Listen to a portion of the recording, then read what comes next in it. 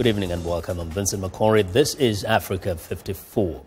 Well, calm has returned to the Burundian capital Bujumbura with President Pierre Nkurunziza's announcement that 3 generals accused of an attempted coup are now under arrest. Among them is Major General Godefroid Niyombare, considered the coup leader. The streets of the capital Bujumbura were reported to be quiet Friday after 2 days of violence between rival factions. Late Thursday, the leaders of the coup acknowledged their attempt had failed. The president was in Tanzania Wednesday when the former intelligence chief, Major General Godefroid Niyombare, declared that he was dismissing the president and his government. However, Mr. Nkurunziza returned to Burundi Thursday, announcing his return on his Twitter page.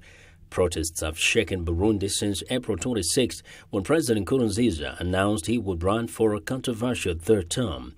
African leaders, including President Idris Deby of Chad, called for an immediate end to the violence. The message we send is to stop violence. This is the first thing. And if there's a problem, it should be solved by dialogue. The African Union Peace and Security Council announced plans to send human rights observers to Burundi to monitor the situation.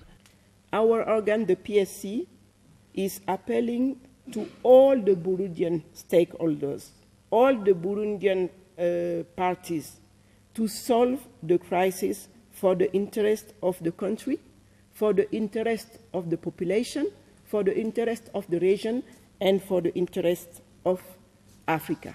I thank you. The chair of the African Union called for the return of constitutional order. Nkosazana Dlamini Zuma of South Africa also warned that further violence will likely lead to further loss of lives, population displacement, and destruction of property.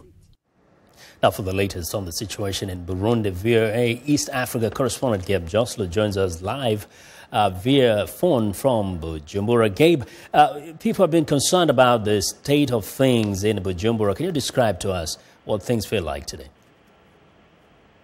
Yeah, it was a combination today. On the streets, the main streets of Bujumbura, there was a huge ceremony, celebrations of thousands of people welcoming President Nkurunziza back to the capital, awaiting his motorcade. But in some of the neighborhoods where demonstrations have been taking place against the president for the past few weeks, there was still tension. There were still some tires burning, some clashes with police, and a lot of frustration that those who were hoping that the coup would remove President Nkurunziza, that had failed.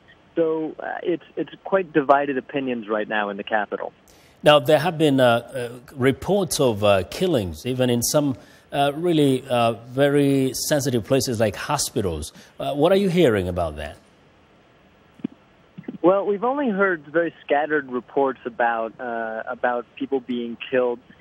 We heard that at least one protester had been killed by police today. We don't have solid numbers on the casualties from the crisis over the last couple of days when there was very heavy fighting between different factions of the armed forces. I can just tell you that we heard a lot of firing. We saw at least one dead soldier, but there could be many more, and those figures will hopefully be available to us soon. The president was supposed to address the nation today. Has he done so? Is he expected to do so soon? We are still waiting for the president's announcement. It's been several hours since he apparently returned to the capital.